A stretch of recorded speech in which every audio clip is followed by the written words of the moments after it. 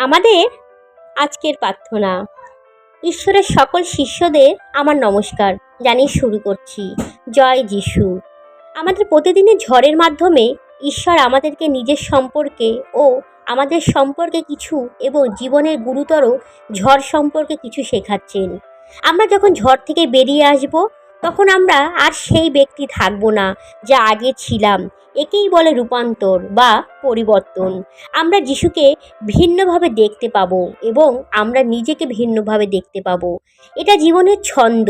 তবে আমাদের কখনোই কোনো ঝড়কে ভয় পাওয়ার দরকার নেই, কারণ ঝড়ের সময় তিনি আমাদের চারপাশে ঝড়ের চেয়েও মহান, যিনি আমাদের সাথে আছেন।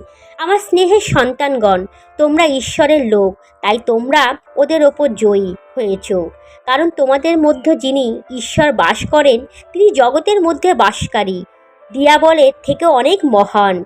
আসুন একটি সিদ্ধান্ত নেওয়া যাক যে আমরা যিশুর দিকে আমাদের অন্তরকে স্থির করতে যাচ্ছি। তিনি ভালো, তিনি আমাদের ভালো করেন এবং তিনি আমাদের ভালোর এবং তার মহিমার জন্য সমস্ত কিছু একসাথে কাজ করবেন।